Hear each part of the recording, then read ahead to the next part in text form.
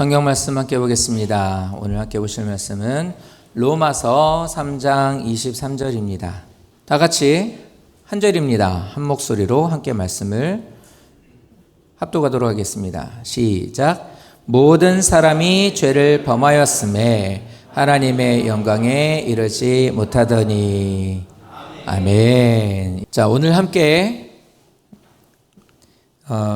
지난주에 이어서 구원에 대해서 말씀을 나누도록 하겠습니다.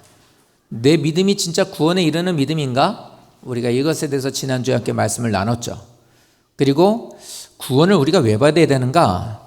구원에 대해서 중요한 이유 중에 하나가 우리들에게 있는 치명적인 해결할 수 없는 문제들이 바로 이 구원을 통해서 이루어지기 때문입니다.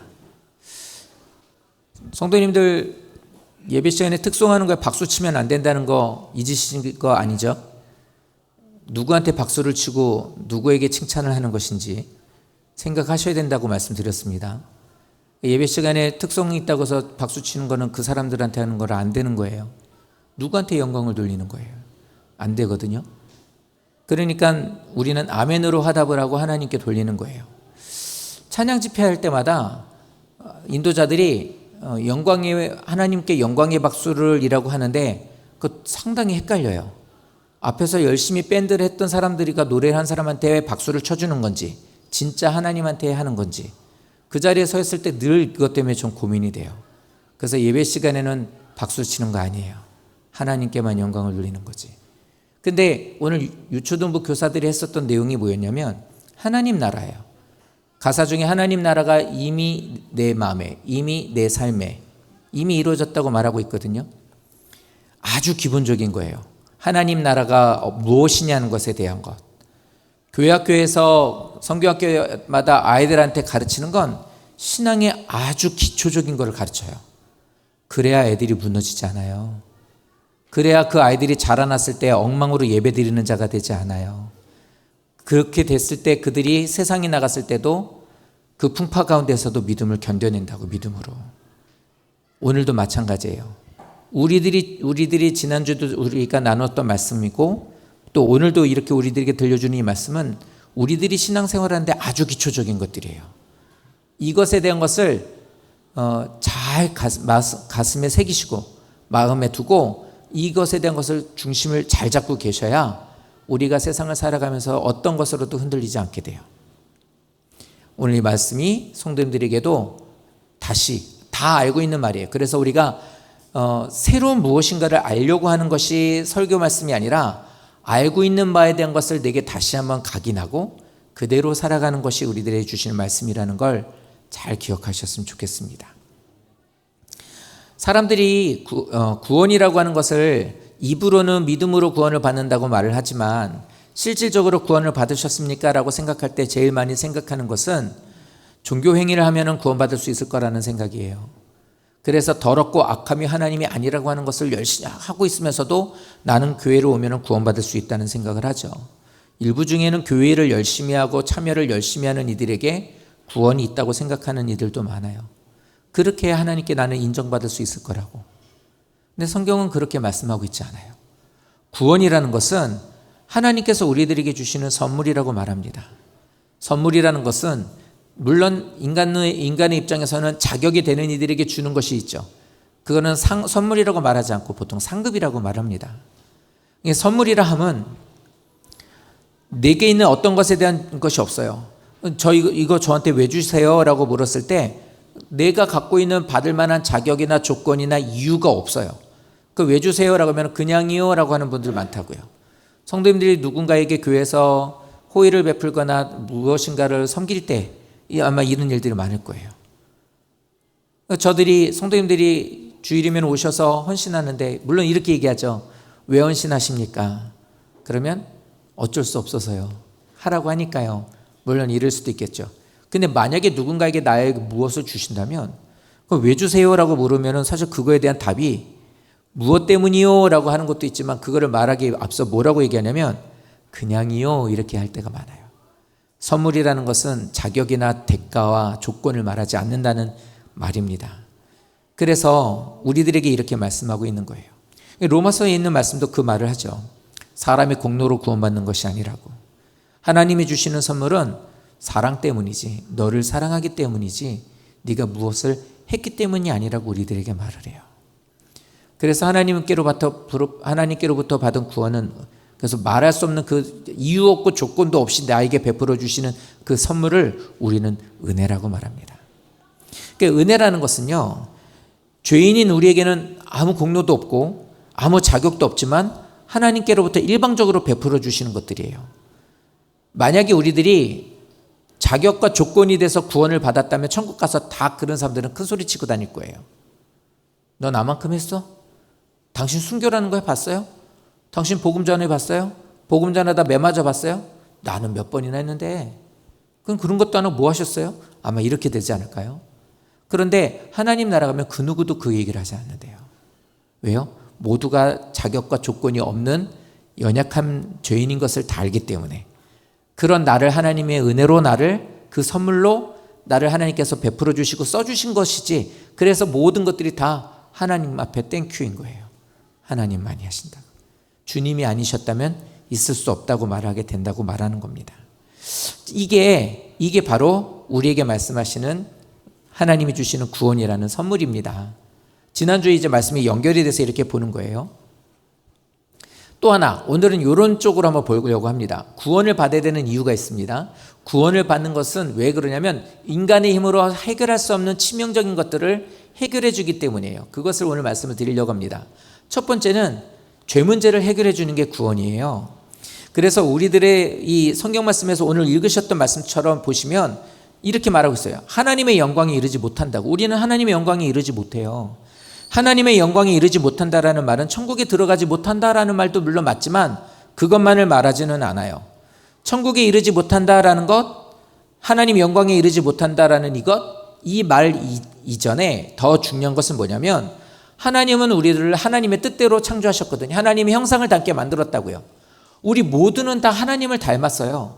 그래서 아름다운 것을 보면은 이뻐라 이런 것도 볼 줄 알고, 어려운 일을 당하고 있는 이들을 보면은 마음 아파하며 눈물을 흘릴 줄도 알고, 그리고 좋은 것을 보면 기뻐하며 노래할 수 있는 그런 마음을 갖고 있는 그 모든 것들은 그냥 다 하나님 닮은 거예요. 아무리 우겨도 DNA는 그 DNA의 능력은 강력해요. 갖고 있는 거 보면 그래요. 성도들을 보고 성도들의 자녀들을 보면요, 다 빼다 박았어요. 쟤는 나 안 닮았다, 못됐죠. 잘하는 건 다 자기 닮았다고 그러고, 잘못한 건 다 제 아빠 닮았다고 그러고, 이렇게 얘기를 하잖아요. 쟤는 난 저 안 저랬다고. 다 DNA는 누구든 속일 수 없어요. 마찬가지예요. 우리들이 신앙생활하고 살고 이 땅에 살고 있는 우리 모두는, 이 표현으로 하자면 DNA라는 표현을 하면 좀 그렇지만 어쨌든 모두가 다 하나님을 닮았어요. 그 누구도. 그렇기 때문에 우리가 이 세상을 살면서 느려지고 느껴지는 그 모든 것들은 다 똑같아요. 그런데 영광에 이르지 못한다라는 말은 뭐냐면, 하나님이 우리를 하나님의 형상대로 창조하셨고 하나님을 영화롭게 하나님 앞에 기뻐하며 뛰놀며 그와 교제할 수 있게 해주셨는데 그게 끊어졌다 소리예요. 그게 영광에 이르지 못하는 거예요.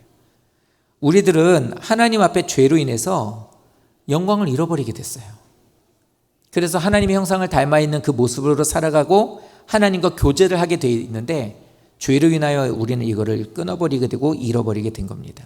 그래서 하나님을 위해서 살아야 될 인간들이 자기 자신을 위해서 사는 자로 전락해버리는 거예요. 이게 영광에 이르지 못하는 자가 된 거예요.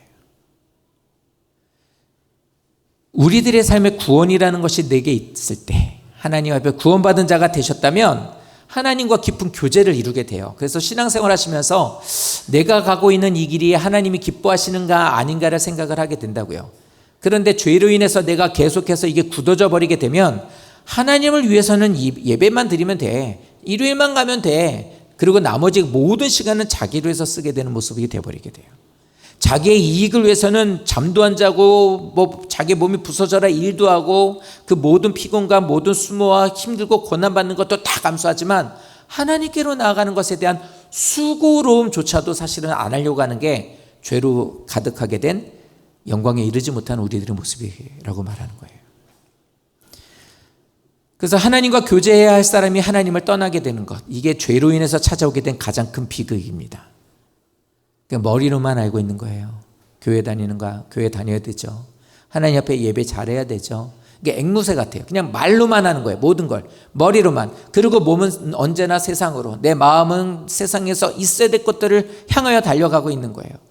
그러니까 건전지를 넣으면 사랑해, 건전지를 들고 딱 스위치 올리면 I love you 이렇게 말하는 것처럼 누군가가 건드리면 거기에서 하는 말이 하나님 잘 믿어야죠. 하나님 사랑하죠. 하나님이 나를 창조하셨죠. 기계적으로 우리들이 교과서적으로 배웠던 것들만 계속 머릿속에 맴드는 것을 입으로만 나오는 것뿐. 그게 영광에 이르지 못하는 거예요. 누가 이럴까요? 모든 사람이라고 말해요. 모든 사람들이 죄를 범하였기 때문이에요. 그럼 어떤 죄를 지셨는데요?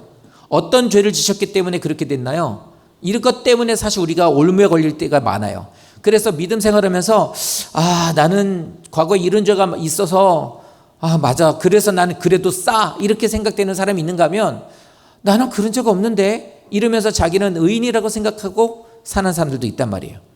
그런데 성경을 잘 들여다보시면 모든 사람이라고 그래요. 그 모든 사람이라고, 모든 사람이 죄로 인하여서 하나님의 영광에 이르지 못했다라고 하는 이것은 아담으로부터 시작됐다라는 말이에요. 아담으로 시작했던 모든 이 죄 때문에 우리들은 어떤 사람이든 간에 다 죄인이라는 거예요. 아무리 흑인인 게 싫어가지고 박피를 하고 성형을 하고 뭘 해도 그 사람은 아이를 낳으면 흑인을 낳을 수밖에 없는 거예요. 우리들의 죄된 모습에 대한 것은 그 누구도 이것을 헤어날 수가 없는 거라고요. 왜요? 죄성을 갖고 있는 존재가 우리 앞서 있는 아담으로부터 시작됐기 때문에 우리는 그 후손으로 태어난 모든 이들은 다 죄를 짓는 거예요. 아무리 의롭게 산다고 하여도 우리는 하나님 앞에 스스로가 의로운 존재라고 말할 수가 없는 자가 될 거예요. 그러면 그 뒷말, 하나님의 영광에 이르지 못한다라는 것, 하나님과 관계가 끊어졌다라는 것은 모든 이들이 그렇게 됐다는 겁니다. 그러니까 다 죄인이에요. 우리 모두 다 죄인이라고요. 그러니까 특정한 나의 어떤 죄 때문에, 그것 때문이 아니라 모두가 다 그렇다는 것을 일단 먼저 기억을 해 주십시오. 그리고 이 얘기를 해요. 우리가 교회를 다니죠? 신앙생활해요. 그러니까 종교성이라는 게 있어요. 이제는 하나님은 이제는 배웠으니까 알아요. 아까 기계적으로 머리로 말한다고 그랬는데 아니에요. 머리로만 있는 거 아니에요. 이게 가슴으로도 스며들어오는 것들이 좀 있죠.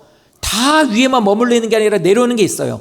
그러니까 어떻게 되느냐, 선을 행하고 싶은 마음이 있어요. 들 때가 있어요. 안 그러고 싶을 때도 많이 있지만 선을 해야게 된다는 걸 안단 말이에요. 특히 언제? 예배 드릴 때, 기도했을 때. 그럴 때 뒤돌아서면 어떻게 돼요? 나 정말 신앙생활 잘해야겠다. 나 정말 더 기도해야 되겠다. 나 하나님 더 원하시는 대로 살아야겠다. 이런 마음이 누구든지 다 들어요. 그런데 로마서에 있는 말씀 보면 어떻게 돼요? 그것마저도 안 돼요. 그것마저도. 그래서 다시 와서 어떻게 해요? 하나님, 저는 죄를 지을 수밖에 없는 존재네요. 그러니까 이게 만약에 마귀가 옳다쿠나라고 끌어당기게 되면 끈을 놔버리죠. 그래, 나는 안 돼. 안 되는 건 뭐하러 이렇게 계속 이렇게 하나. 그냥 나대로 살래. 이렇게 이제 돼버리는 거예요. 그러니까 학생들하고 전도여행을 하면서 이제 성도들하고 이제 상담을 해요. 이건 이제 성도들이 한 사람 한 사람 다 이제 만나서 얘기를 해요. 전도여행은 뭐 어떻습니까? 막 이런 얘기 하거든요. 이제 학생들부터 이제 시작을 해요. 너 왜 가니? 어떻게 할 거니? 뭐가 문제니? 뭐 이런 것도 쭉 얘기를 해요. 그래서 이 얘기를 했어요. 넌 신앙생활을 좀 잘하고 있다고 생각하니? 그럼 일단 이렇게 살짝 이렇게 아니요 이렇게 되죠. 그러면 내가 하는 거 잘 들어봐. 너 이번에 세례 받았지? 근데 왜 예배 그렇게 드려? 너는 하나님을 믿는다고 하는 애가 왜 행실이 그래? 너 그렇게 가지고 구원받을 수 있을 것 같아? 하나님이 너를 귀하게 쓰실 것 같아? 넌 그래가지고 하나님부터 복도 못 받아. 너 천국 가는 거 장담도 안 돼. 어떻게 할 거야?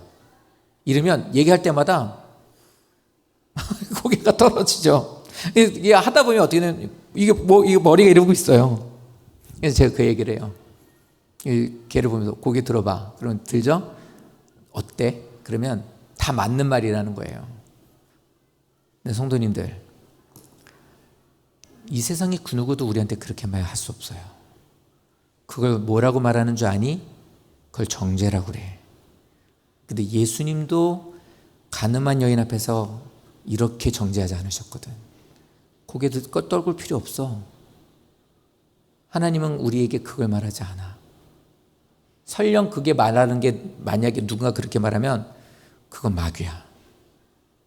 우리가 하나님 앞에 서지 못하게 하는 존재가 그래. 고개 들어. 그 얘기를 해요. 그래서 그래. 너에게는 소망이 있어. 소망이 있다는 건 너희들은 잘하고 있다는 거거든. 그 또 물어요. 뭐 잘하고 있니? 이제 그때부터는 고개는 들으라고 했으니 들기는 하는데 계속 이제 눈이 굴러가요. 내가 뭘 했더라. 그러죠. 그럼 이제 얘기를 해요.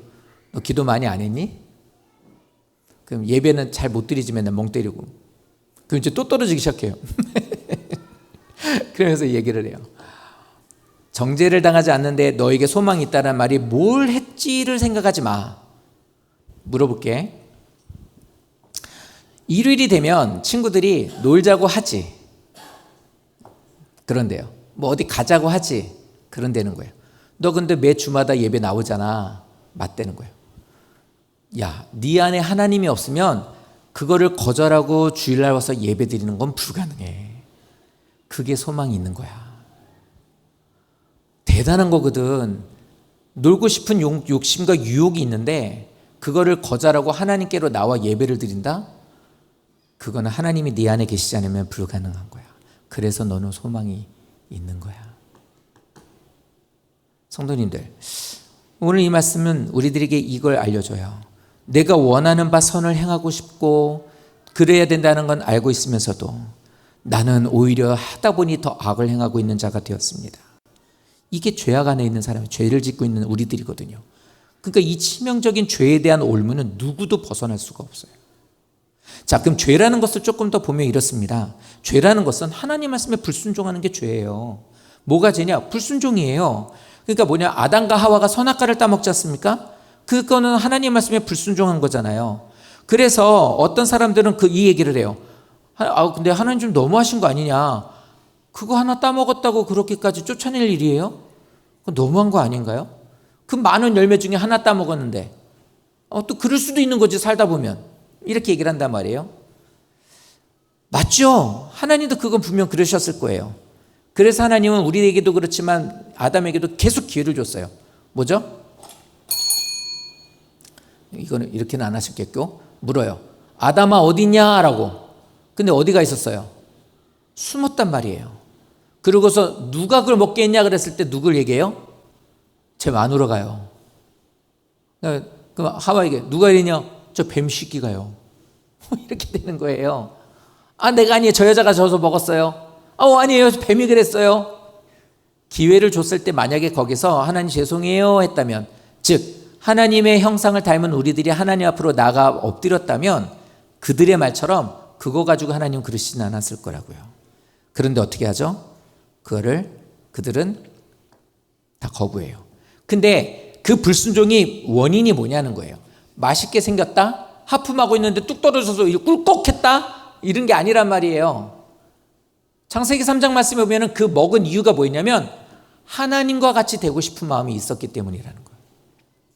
그러니까 하나님에 대한 순종을 저버린 이유는 거짓말을 통해서 마귀에게 순종했다는 말과 같은 거예요. 그게 죄인 거예요. 하나님의 말씀에 불순종이고 하나님 말씀에 불순종했다라는 것은 결국에 그 반대되는 어둠에 대한 것에 순종했다는 말하고 같거든요.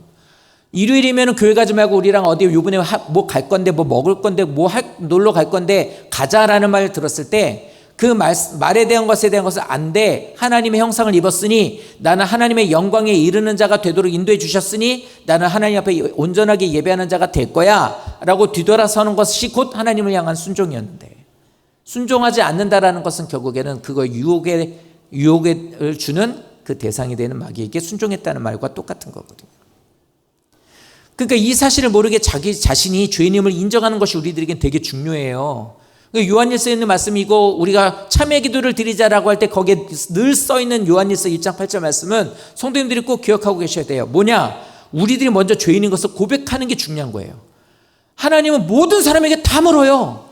너 왜 거기 있느냐? 너 어디에 서 있느냐? 너 무엇 하느냐? 계속 물어요. 베드로에게도 그랬고 요나에게도 그랬고 아담에게도 그랬었고 야곱에게도 그랬었고, 하나님은 그냥 무조건 찾아오고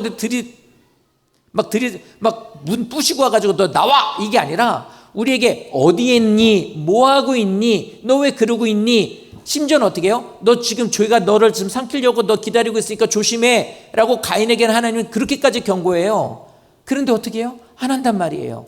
그러니까 우리에게 제일 중요한 것은 죄를 안 짓는 것은 불가능하지만 죄 짓는 연약함에 대한 것은 고백할 수 있는 사람이 되는 게 얼마나 중요한지를 알려주고 있는 거예요. 그래서 우리는 완벽한 그리스도인이 되는 건 불가능해요. 이 세상을 살아가는 동안. 다른 말로 하면 이렇습니다. 이 세상 살면서 미세먼지 영향 안 받고 사실 수 있어요? 공기청정기 100대 갖다 놔봐요. 그 안에서 사셔보세요. 미세먼지 같은 거 전혀 영향받지 않나. 감기 걸리거나 성도님 가끔 몸 아프신 그 세균이 들어오는 거에 모두 다 그 완벽하게 자기를 지킬 자신 있으세요? 안 된단 말이에요. 이 땅에서 사는 동안 병균이 있든 미세먼지든 모든 유해물질에 대한 것은 우리들도 그대로 우리는 살아요. 막 아무리 좋은 거 먹고 아무리 막 이렇게 깨끗하게 살아도 그거 아십니까? 드라이 하시는 거기에도 발암물질 있는 거? 샴푸 같은 걸로 머리 감을 때 샴푸 안에 발암물질 있는 거 아시죠? 아주 미세하지만 다 어디든 그런 유해물질들이 있단 말이에요. 이 세상을 살면서 우리는 그 영향을 아주 안 받고 살 수는 없어요. 그렇기 때문에 그거예요. 이 세상을 사는 하나님의 자녀여도 죄짓지 않는 완벽한 그리스도인은 불가능해요. 그럼 어떻게 되느냐? 그럼 하나님의 자녀라고 분명 우리는 말하고 있는데 그럼 왜 죄짓냐고 얘기해요. 그러니까 어떤 애가 정확하게 얘기하더라고요. 나는 죄짓는 하나님의 자녀예요. 이렇게. 그 말이 맞는 말이에요. 나는 하나님의 자녀이지만 여전히 죄라고 하는 이 잔재 가운데 하나님은 승리하셨지만 마귀를 이기시고 죄 가운데 모든 것들을 우리를 깨끗게 하셨지만 이 땅에서 사는 동안 그거에 대해서 우리는 영향이라는 걸 받고 사는 거예요. 하나님의 자녀가 되었어도 우리가 광복이 되어서 일본이 우리에 대한 우리의 주권을 이제 우리가 주권을 다시 되찾아 왔어도 그 잔재 가운데 살다 보니까 우리도 이 영향을 받는 거예요. 이놈 자꾸 일본 사람들 그냥 따라하고 그냥 그러지 말라고 야마돌게 이렇게 말하는 것처럼 잔재라는 게 남아 있는 거예요. 왜 일본 사람들 이렇게 우리를 뭐 이렇게 뭐 찾아와야 되는데 땅도 다 되찾아와야 되고 말이야. 이 건물도 다 부시고 말이야. 뭐 이러고 밥 먹기 아루바시 가지고 와. 뭐 이런 식으로 얘기하는 이런 것처럼 우리들이 이 땅에서 살면서 마귀에 대한 잔재에 대한 것은 계속 우리는 영향을 받아요. 그거를 인정하라는 거예요. 그래서 죄라는 것에 대한 것을 잘 알고 불순종이 죄다라는 걸 알고 이렇게 연약함에 대한 것을 인정하는 자가 되는 것. 그리고 또 하나는 뭐냐면 죄라는 것은 하나님의 법을 위반하는 게 죄예요. 법을 어긴다라는 것은요, 하나님이 정해놓으신 경계를 넘어서는 거예요. 하나님의 자녀들에게 모두 다 경계라는 걸 우리에게 줬어요. 울타리라는 걸 줬다고요. 그래서 뭡니까? 성경을 통해 하라와 하지 말라를 우리에게 말씀해 주신 거예요. 그래서 하라에 대한 것에 대해 최선을 다해야 하지만 하지 말라에 대한 것들에 대한 것을 넘어가는, 즉 그 경계를 넘어서게 되면 그거는 죄가 되는 거예요. 아담과 하와가 그 경계를 넘어간 거잖아요. 그래서 그 이후로 태어난 우리 모두는 다 죄인이 된 거란 말이에요. 말하고 싶은 건 뭐냐면 그거예요. 죄 문제를 누구도 해결 못한다예요. 우리 성도들 보면은 되게 자기 관리가 철저하신 분들 있죠. 그분도 죄 아래 있어요. 해결이 안 되는 죄 아래. 아무리 노력하고 아무리 열심을 내셔도 아무리 기도를 많이 하고 철저하게 믿음 생활을 한다 하셔도 우리는 그 죄를 없앨 수 없다는 거예요. 그 죄의 대가, 그 죄에 대한 책임은 우리는 반드시 치러야 돼요. 그래서 에베소서에 우리에게 뭐냐면 진노의 자녀라고 그래요. 본질상 진노의 자녀. 우리는 어쩔 수 없이 원래부터 죄인이라는 거예요. 그 누구도 죄에서 빼낼 수 없고 탈출할 수도 없고 그것을 없이 할 수 없는 존재라는 거. 해결할 수 있는 능력도 없다는 거. 그러니까 뭐냐면 우리는 본질적으로 죄를 갖고 태어났다 이 말을 하고 있는 겁니다. 그 심지어는 뭐라고 말해? 우리는 죄 아래 팔린 자가 됐다고 말하고 있어요. 이게 절망이에요. 그래서 오늘 말씀을 드린 제목이 그거예요.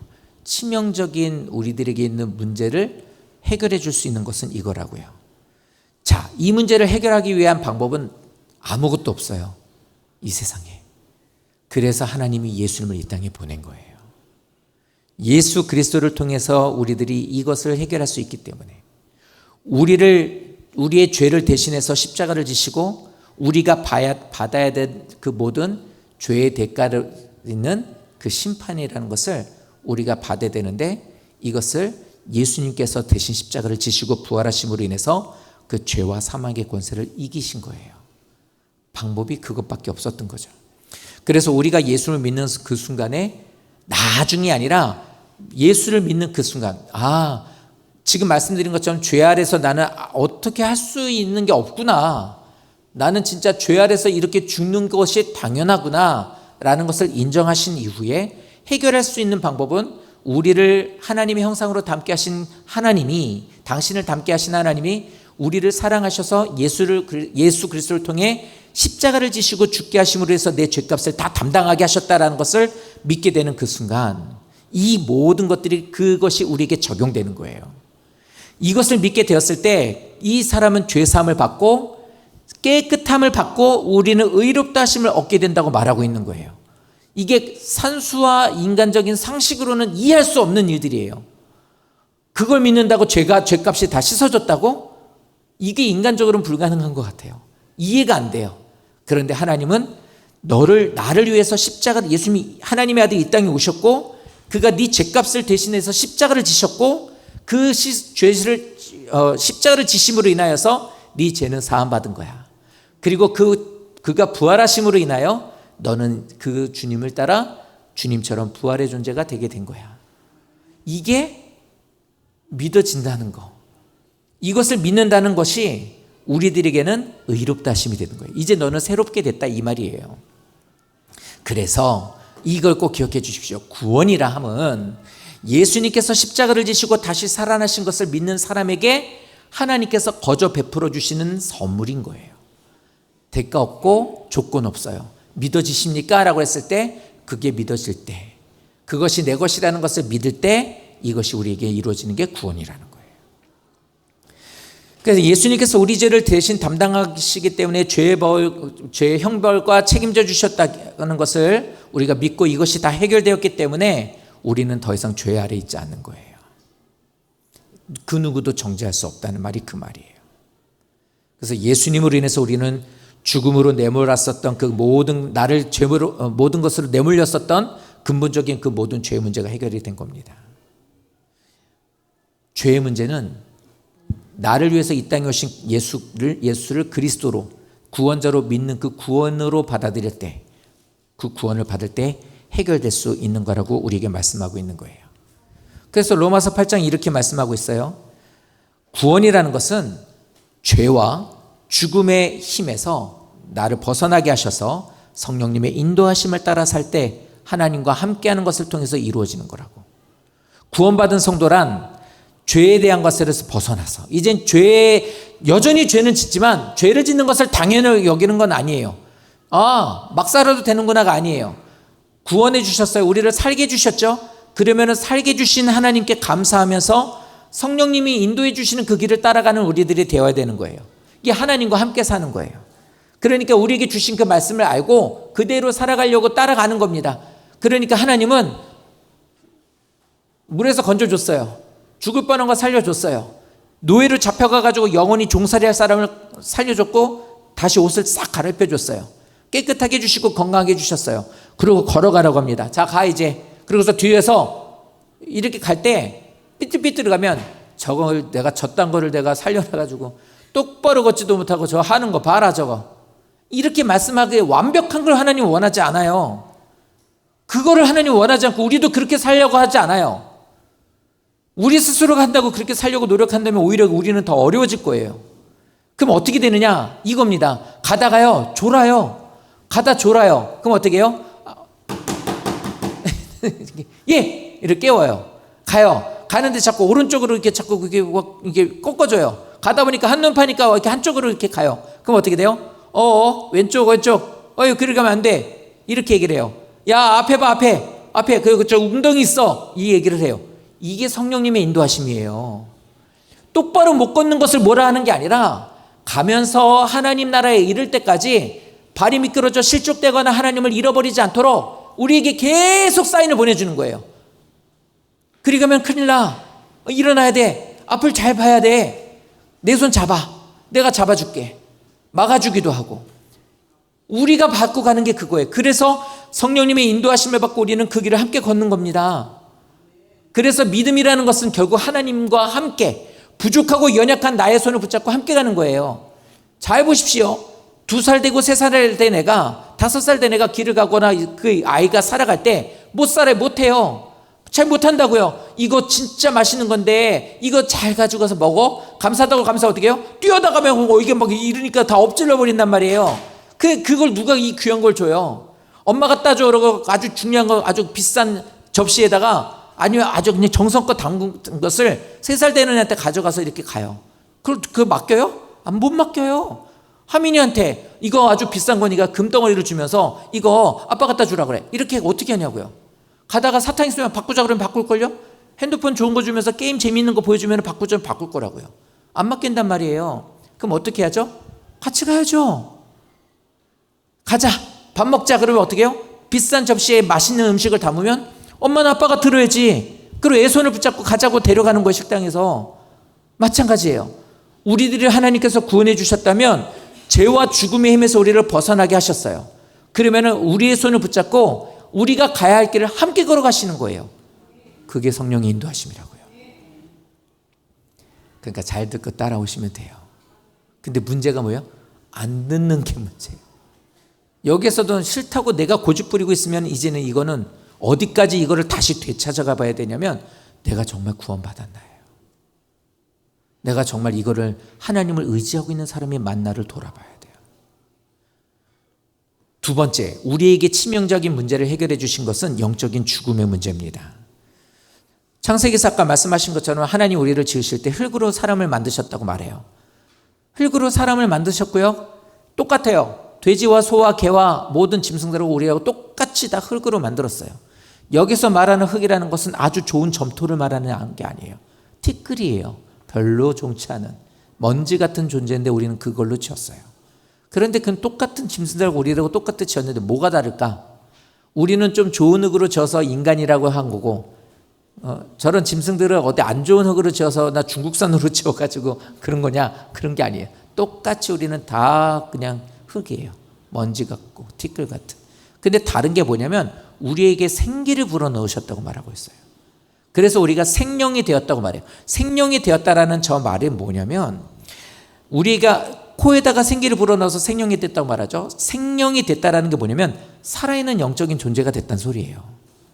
우리에게는 영이라는 게 있다는 소리라고요.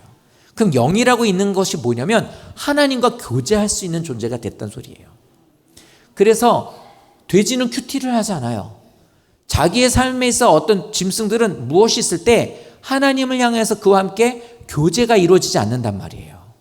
그런데 우리는 하나님을 닮아서 살기 때문에 하나님의 그 성령 우리에게 생기를 불어 넣어주셔서 우리가 하나님을 향한 살아있는 영적인 존재가 되었기 때문에 하나님과 세상 말로 하면 티키타카가 되는 거예요. 그러니까 다시 말해 우리들의 반응을 보면서 하나님은 기뻐도 하시고 안타까워도 하시게 되고 하나님은 무엇을 원하시는지 나는 알고 있기에 그 길을 걸을 때 내 마음 또한 하나님께 감사하고 기쁨이 생기는 거라고요. 영적인 교제가 이루어진 거예요. 그런데 죄가 들어옴으로 인해서 어떻게 돼요? 여기에서 그 교제가 끊어진 게 바로 영적인 죽음인 거예요. 죄로 인해서 우리들은 하나님과 영적인 관계가 끊어져 버렸다고요. 그러니까 너 선악과 먹으면 죽는다라고 말했는데 죽었어요? 안 죽었어요? 안 죽었어요. 육신은 그대로 살아 있었어요. 근데 뭐가 없어져요? 하나님과 영적인 관계가 끊어진 그게 죽음이었던 거예요. 그러니까 우리들의 삶에 있어서 하나님이 원하신 것, 하나님과 생명 있는 관계가 여전히 이어져 있는 것. 지금 성도님들이 만약에 신앙생활하는 내가 교회 다니는 걸로 구원받았다고 말하면 절대로 안 된다는 거 늘 얘기해요. 그걸로 만족하고 있으면 착각하고 살다가 나중에 가면 가장 불쌍한 자가 된다고 말씀을 드려요. 그러니까 어떻게 되느냐? 신앙생활하고 믿음으로 나가는 내가 됐을 때 믿음생활, 교회를 와서 예배를 드리고 나면 돌아섰을 때 어떻게 살고 어떻게 해야 되지라는 결심이 있다라는 거. 아까 애들한테 얘기했잖아요. 하나님 앞에 난 안 돼. 난 주일이면 교회 가야 돼 라고 말할 수 있다라는 게 소망이라고. 영적인 관계, 얘는 죽지 않은 거예요. 그게 어떠하든 우리가 보기에는 아직도 너무나 미흡해 보인다 할지라도 아니라고요. 오히려 어쩌면 그런 생각으로 아니야 나는 하나님을 믿는 사람이기 때문에 예배는 절대로 난 빠질 수 없어 못 놀아 라고 거절하고 나오는 그런 마음을 갖고 왔다면 이 아이는 영적으로 하나님과 관계가 이루어지고 있는 거예요. 그 아이가 그렇다면 만약에 아무리 아이가 어떻다 저떻다 해도 그 부모가 그런 부모여도 그 부모가 아이들을 보면서 쟤는 뭐 어쩌고 이래도 부모가 와서 예배를 드리는데 그게 아니라 이런 마음이 없이 교회만 와 있다면 하나님 보시기는 어쩌면 그 아이의 신앙이 더 크다고 인정해 주실지도 몰라요. 우리의 신앙은 보여지는 걸로 말하진 않아요. 그래서 죄로 인해서 하나님과 영적인 교제가 끊어지게 되는 거, 아담과 하와는 죄를 짓는 순간 하나님의 관계가 끊어져서 영적인 죽임을 맞게 된 거예요. 그러고 나서 어떻게 돼요? 이 육체적인 죽임도 피할 수 없는 존재가 되어버린 거예요. 구원은 이렇게 죽어진 것으로부터 다시 살아나게 하는 것이 구원이에요. 육신적인 것도 영적인 것도. 구원받은 사람도 육체는 결국 죽어요. 그러나 죽음으로 끝이 아니라는 거예요. 어떤 서울대 교수가 어떤 그 연구한 거를 어제 들었는데 이 사람이 방광암에 걸려가지고 사형 선고를 받았다가 이제 치료를 하는 정말 그 얘기를 하더라고요. 그 병에 걸려가지고 치료를 받는 게 그렇게 아프고 힘든 거를 미리 알았다면 치료를 안 받고 싶습니다라고 말할 정도로 너무 힘들었다고. 너무너무 힘들었대요. 그 치료받는 게. 그런데 그분이 지금은 괜찮나 봐요. 그러고 나서 뭐에 대해서 연구를 했냐면 죽음에 관련되는 걸 연구를 하는데 그게 전 세계적으로 학회가 있는데 그게 뭐 몇천 명 된대요. 그거에 대한. 그 사람들이 얘기하는데 기억나는 말이 뭐냐면 그거예요. 죽음이란 그 사람은 비크리스찬이에요. 하나님 믿는 사람 아니더라고요. 근데 하는 말이 그거예요. 죽음은 벽이 아니라 문이라는 거예요.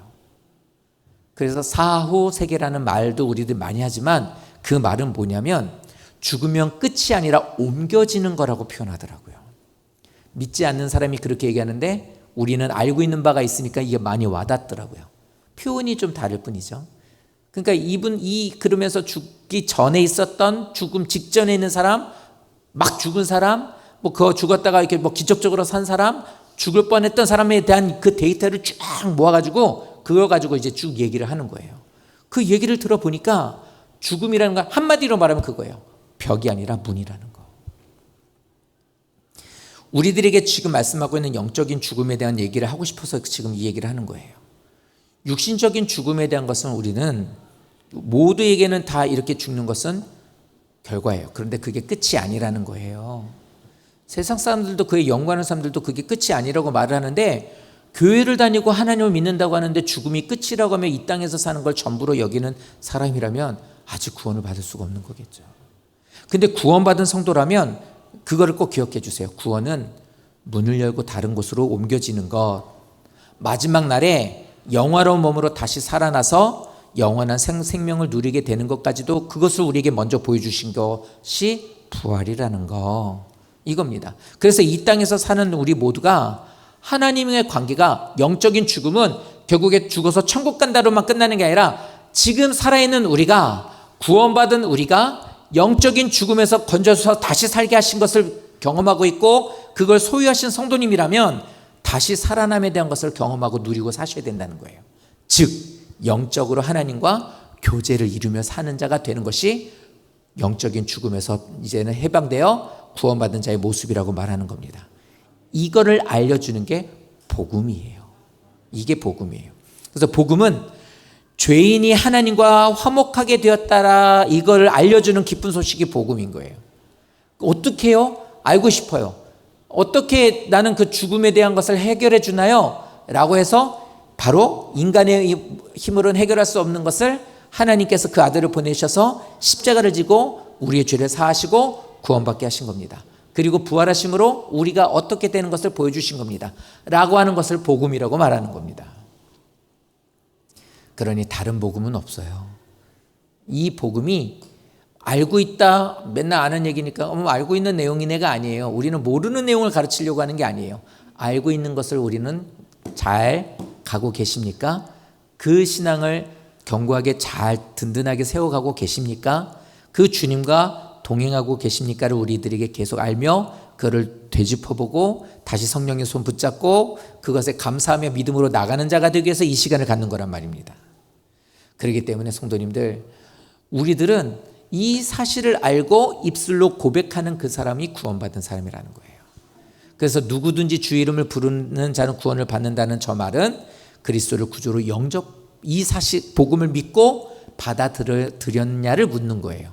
그런 사람은 영원한 죽음에서 해방되게 하셨다고 우리에게 말씀하고 있는 겁니다.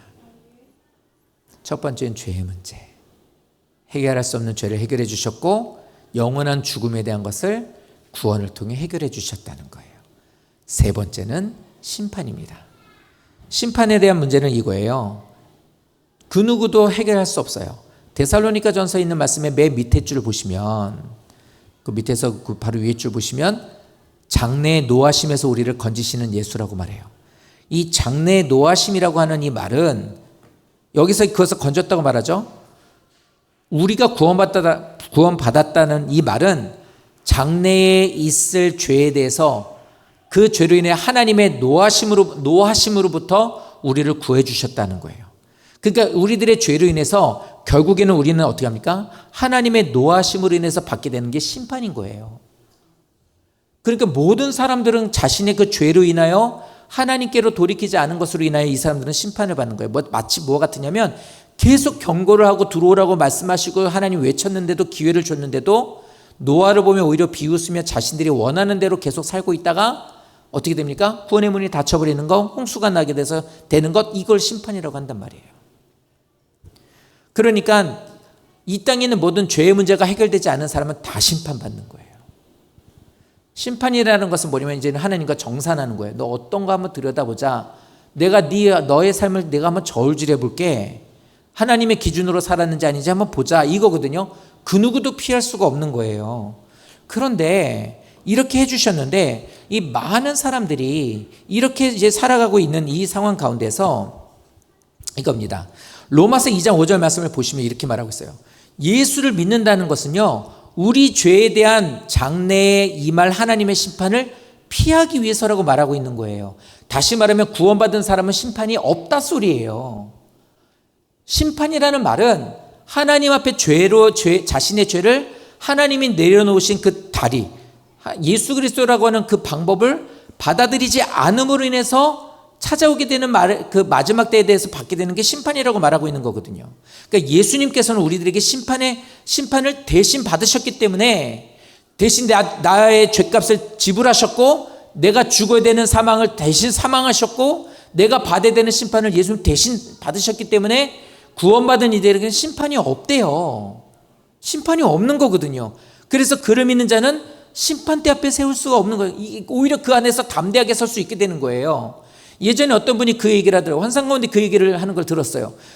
딱 눈을 떠서 봤더니 천국 문이더래요. 이게 꿈에서는 환상을 보면 그게 누구고 어딘지를 다 알더라고요. 딱 봤더니 거기가 천국 문 앞이래요. 그런데 거기에서 들어가려고 했더니 안에서 누구냐고 그러는 거예요. 그러니까 저 누구다 이렇게 얘기를 했더니 너 여기 못 들어온다는 거예요. 그래서 왜요? 라고 물어봤다는 거예요. 너는 살면서 못도 안 하고 너는 이러면서 쫙 아까 얘기했던 그 정죄하는 것처럼 얘기를 하더라는 거예요. 그러니까 이게 저게 사실이잖아요.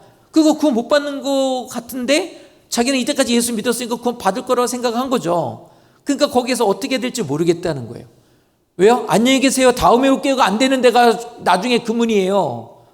성도님들, 이게 제일 사실 무섭지 않습니까? 지금 신앙의 게이지가 어떠세요? 20%? 30%? 내 신앙을 만약에 봤을 때 이렇다면 우리 스스로가 내가 만약에 그걸 본다 쳐요. 내가 20이든 30이든 뭐가 됐어. 근데 문제는 하나님 앞에 갔을 때, 정말 거기에 갔을 때 이렇게 돼서 못 들어간다 그러면 다시 하고 와 이러면 좋겠지만 그게 없는 거예요. 이제 기회가 없단 말이에요. 그럼 안녕히 계세요로 갈 수도 없는 거예요.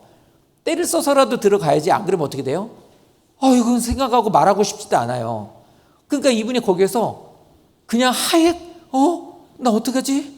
나 그거 못 받는 거야? 이러고 서 있더래요. 근데 그 안에서 소리가 들리더래요. 그가 내가 그를 대신해서 모든 걸 담당했다. 그가 들어오는 걸 막지 말라는 거예요. 그 보니까 예수님이라는 거예요. 그게 우리여야 되는 거예요. 구원이 그거예요. 구원의 문에 들어갈 수 있는 너 자격증 내봐, 조건 대봐, 뭐 했는데 라고 우리에게 손을 내밀고 보여다오 라고 그랬을 땐 그 누구도 거기서 뭔가를 끄집어 보여줄 수 있는 게 없어요. 하지만 그 자리에서 우리를 변호해 주시는 분이 있대요. 그에게 뭐라 하지 마라. 내가 그에게 뭘 해줬고 그가 내가 했을 때 그가 어떻게 했으며 내가 그를 받았다. 내 선물을 그가 소유하고 있는 것을 내가 알고 있지. 또 그 구원, 네, 저 예수님을 이러면 그거 봐. 이러고 들어가게 된다는 거예요. 그래서 예수를 구주로 영접하고 구원받은 사람은 심판 앞에 섰을 때 담대할 수가 있는 거예요. 우리의 의로 인해서가 담대하는 것이 아니라 예수 그리스도의 의로 인해서 우리를 덮어주셨기 때문에 우리는 들어갈 수 있는 거예요. 이것이 복음의 가장 큰 은혜입니다. 이게 우리의 가장 중요한 최종적인 것들이에요. 그래서 이 얘기를 해요. 요번에 전도여행을 가면 꼭 하는 게 있는데 지난주에 선교사님 왔을 때도 제가 그분한테도 그 얘기를 했지만 요번에 가서도 그래요. 전도여행을 가면 꼭 하는 게 뭐냐면 현지에 계시는 목사님하고 사모님을 우리가 위로해드리는 시간을 가져요. 그래서 작은 어떤 역할극 같은 거를 해요. 막 이렇게 연기를 막 하는 게 아니라 모션을 갖고 하고 어떤 사람이 나레이션을 하면 제가 나중에 그거 다 찍어 갖고 올 테니까 나중에 보실 수도 있고 장담은 못하겠지만 해요. 근데 그 뭘 하냐면 이거예요. 내용이 이겁니다. 우리끼리 극을 하는 거예요. 뭐냐면 이거예요. 천국에 갔는데 어떤 사람이 우리는 다 지금 여기서 천국에 간 사람들의 모습 보는 건데 어떤 사람들이 여기서 천국에 그 목사님과 사모님이 천국을 갔어. 서 있어. 예수님이 맞아줘요. 그리고 되게 이렇게 반가워요. 고생했다고. 그리고 그를 위로해줘요. 그런데 또 보니까 어떤 누군가가 와요. 그리고 그 목사님한테 가서 그러는 거예요. 목사님 저예요. 저 모르시겠어요? 그러니까 그 목사님이 가만히 있어요. 그랬더니 하는 말이 목사님 제가 12살 때 교회 갔을 때 목사님이 저를 맞아주셔서 제가 그때부터 교회를 다니게 됐어요. 그 이후로 제가 예수님 영접하고 이렇게 천국에 됐어요. 목사님 고맙습니다. 이런 내용이에요. 이런 걸로 해서 그래서 몇 사례를 얘기를 해요. 저예요. 저는 있을 때 되게 인생이 되게 어려움이 있을 때 목사님 그때 저게 위에서 기도해 주셨죠. 그래서 제가 이렇게 천국에 되었어요. 감사해요. 이런 몇 사례를 해요. 그러면서 그거 끝나고 나면 그 자리에 있는 우리 모두가 목사님과 사모님께 위로해 주는 거예요. 근데 저는 이제 마지막 시간 그때가 되면 이제 나와서 제가 마이크 잡고 목사님 나오세요. 어쩌고 하는데 감당이 안 돼요. 저는 그 자신이 없어요. 이제 가슴이 하기 좀 계속 저 말도 못해요. 말도 못하고 막 이러면서 울면서 계속 이해 안 돼요. 저는 그게. 시골에서 목회하시는 분 이번에도 이분 같이 점심을 대접을 하면서 밥 사주겠다고 저희를 데려가서 저희가 이제 식사를 오히려 대접을 했죠. 괜히 얘기했어요. 어떻게 목사님 여기 어떻게 해서 오시게 됐어요? 이 얘기를 했는데 제가 그랬어요. 내가 괜히 물어봤네. 맛있는 집이라고 데려가서 밥을 먹었는데 울음 밥 먹는 거 밥도 밥맛이 다 떨어져가지고 왜냐면 너무 안타깝게 여기까지 오신 거예요. 근데 그 말을 들으면서 이게 자꾸 시골에서 목회하시는 분들은 도시에서 목회하는 사람들 입 다물어야 돼요. 그분들은 보통 사명감 갖고 거기 가서 목회하는 거 아니에요. 개척해서 도시에서 오시라고 하는 몇 교회가 있었는데 다 뿌리치고 거기 간 거예요. 아무도 없는 곳에서. 사고 나가지고 아파가지고 몸에 한쪽이 이상하게 됐는데 평택에 있는 자기 자식들을 학교 가야 되니까 걔네들 데려다 주려고 자기가 오히려 이렇게 늑골이 부러졌대요. 원래 공사하다가. 그러니까 늑골이 부러지면 똑바로 못 앉아 있다고 그랬죠. 그러니까 그걸 끈으로 자기를 둘둘 매고 애를 태우고 차로 가서 평택에다 내려주고 돌아왔대요. 이런 얘기를 하는데 밥이 넘어가겠냐고요. 성도님들, 왜 그 고생을 할까요? 여기 계신 성도님들도 신앙생활하면서 고생 많이 하시는 분들 많아요. 신앙 때문에. 왜 그럴까요? 구원이라는 것은 하나님의 심판에서 벗어나 우리를 화목하게 하시기 위해서 주신 은혜거든요. 이것을 감사하고 죽음 이후의 심판과 주님께서 다시 오실 때 영원히 있게 되는 그 정죄, 그리고 그 두 번째 사망에서 우리를 건져주신 하나님의 은혜를 경험한 사람만이 할 수 있는 거예요. 그러니까 편안하고 내 하고 싶은 거 다 하면서 신앙생활을 하려고 한다면 오히려 그 은혜를 감사하면서 나가는 사람 앞에서는 아무 말도 할 수 없는 거예요. 그래서 성도님들께 말합니다. 우리가 구원받은 것은 내 자격이 아니에요. 교회 와서 예배드리는 것은 내 의로 된 것도 아니에요. 구원은요, 단순히 천국 가기 위한 티켓을 얻는 게 아니에요. 교회를 평생 잘 다니고 딱딱한 의자에서 듣기 싫은 소리 들으면서 앉아가지고 너무 듣기 싫은데 그냥 어쩔 수 없어가지고 앉아가지고 그냥 그러고 있는 그것을 어떻게라도 하면 구원을 티켓으로 주겠지? 이건 아무도 생각하지 않잖아요. 죄에서 자유함을 우리가 취함을 받고 하나님과의 관계가 회복되고 죽음의 두려움에서 벗어나서 영원한 심판 앞에서도 담대히 설 수 있는 새로운 생명을 얻는 것, 이게 구원의 목적이에요. 그러니까 우리들이 이 공로는 예수님의 십자가와 부활을 우리 통해서 우리는 얻게 된 선물입니다. 그래서 그 누구도 자랑할 수 없는 거예요. 말 듣고 교회 와주셔서 너무 감사해요. 하지만 그것 또한 하나님이 하신 거라 우리들은 한 게 없습니다. 오늘도 우리는 자신의 행위를 의지하는 사람이 아니라 오직 그리스도의 십자가만, 주의 은혜만 붙잡고 사는 우리 모든 성도가 되셨으면 좋겠습니다. 구원은 우리 스스로 해결할 수 없는 죄의 문제, 영적인 죽음의 문제, 심판의 문제를 하나님의 은혜로, 하나님께서 이 모든 은혜로서 우리들에게 흘려주신 선물이에요. 그래서 예수님을 믿음으로 우리가 이 구원을 누리게 된 거고요. 두려움이 아니라 평안 가운데서 신앙생활을 하게 된 겁니다. 예배는 언제나 감사함과 기쁨으로 나가야 되고, 우리들이 사는 그 시간들은 죄들도 많고 힘들도 많겠지만 나를 위해서 죽으신 예수님을 기억하고 또 그걸로 그대로 그 상태로 놔두지 않고 언제나 내 손을 붙잡고 성령께서 인도해 주신다는 것을 믿고 나가셨으면 좋겠어요. 제가 요즘에 전도여행이나 성경학교, 어제 성경학교도 저거 만드느라고 어제도 결국에는 열심히 미리미리 준비를 다 했는데 어제도 그래서 2시 반에 잤어요. 새벽 2시 반에 왜 성도들한테 그렇게 하려고 교사들이 할 거예요? 아침에 물건 아이들 선물 사려고 9시에 나와가지고 아까 나왔었던 그 교사들 이러고 그 청년들은 10시 반에 들어가서 씻고, 저도 너무 피곤해가지고 이렇게 나와서 이거 만들면서 이거 만들고 이렇게 하다가 이제 나가서 이렇게 물 한 잔 마시고 했더니 다들 그냥 어떻게 쓰러져서 그냥 자고 있더라고요.